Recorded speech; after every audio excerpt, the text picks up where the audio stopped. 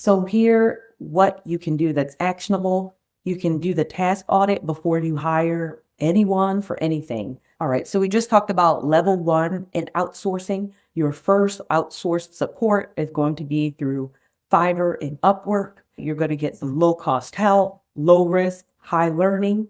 And what it works for, the types of activities I found that it works best for in beginning: data entry, formatting, research, simple scheduling. Maybe you have videos, YouTube, podcast, those types of materials, podcast editing. You can also get support with your social media posts, creating the posts, those types of things. And the real value here is learning to write clear instructions and to become familiar with what it feels like to hand something off. So for those of us who are habitual, I can do it myselfers, this is the most important part of this exercise. And a mistake that I made here that I'm just going to highlight so that you don't do it is confusing what this role is. So you should not give your VA high leverage tasks, require lots of context from you. You do not want to give them things that, if they don't go well, can really impact your customer relationships, relationships with your community partners, can really mess up your reputation in the beginning. So let's practice delegating those things that are behind the scenes, those administrative and operational tasks that don't directly interact with the customers and the public. So now we're going to move to level two. After you have your virtual assistant and you have help there, you're going to move to specialized contractors.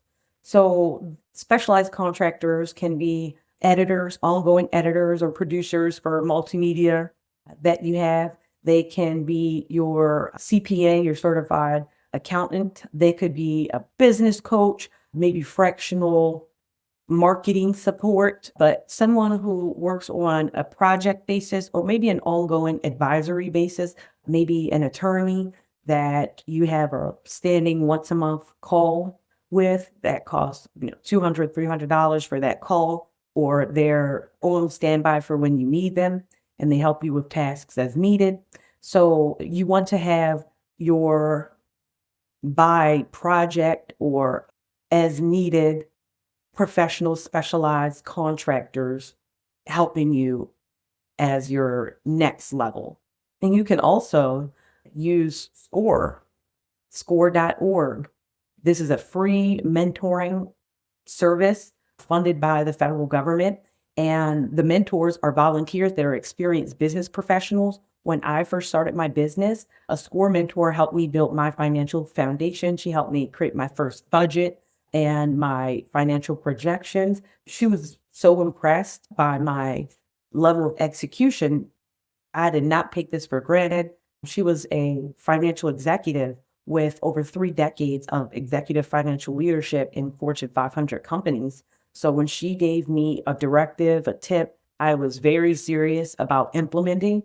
And she had me talk to a women's meetup SCORE panel. I brought my then 6-month with me and I gave my little speech and the women loved it. But it was really wonderful to be highlighted so early as someone who really makes the most of resources that are available. So just know that the support is out there and you have to go find it. So at this level, you don't even need to pay someone starting off. If you need some legal support, if you need some accounting, financial support, if you need some marketing support, you can start with score.org. Every state has a SCORE. Every urban metro has a SCORE.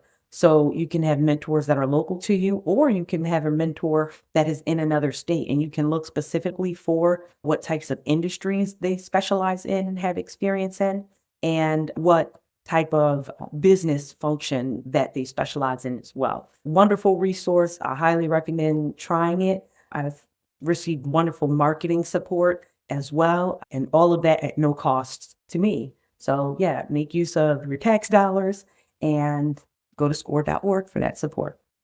And here there are also local support organizations that may be available to you. So just make sure you're doing your research to see what business technical support there may be for small business owners in your area.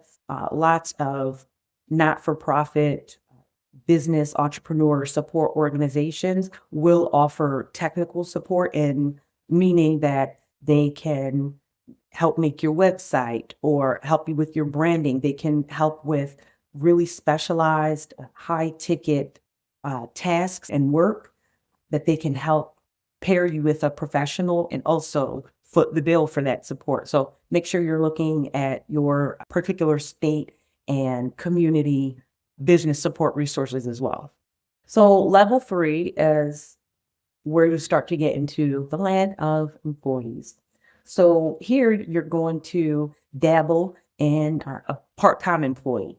And so this is going to be your first real team member. This person could be an instructor, they can be an assistant, a local assistant, but someone who's going to help you on an ongoing basis with your business.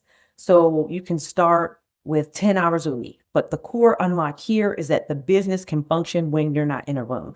So you want someone who can help you in a local context. Maybe they can deliver the materials for you or attend a community event on your behalf or meet with potential partners if they are savvy and experienced in that way. That's something that you're going to have to make sure you have the right person before you pass that one off. They could help teach your programs. They could start off as an assistant and then build up to teaching their own programs. So there's a lot of opportunities for how that first employee helps to support you in the business. So you can think of a first part-time employee might be administrative support. They could be a specialist in customer service. They represent you at networking events.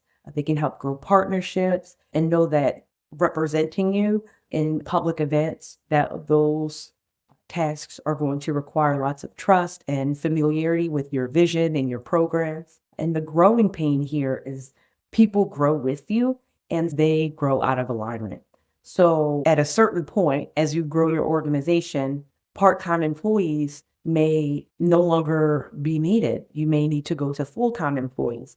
And you want to make sure that as your business grows and the business may grow in a different direction than your starting team, that you handle departures with grace and with the same care that you handle arrivals. Because you may find that the knockout candidates and team members who really want part-time work, maybe they only want to work 10 hours a week or 15 or 20 hours a week, are intentionally not looking for full-time roles. So when these roles grow into full-time opportunities, you may have to find different talent who is looking for a full-time opportunity and navigating that with grace as you grow and the needs of your business changes.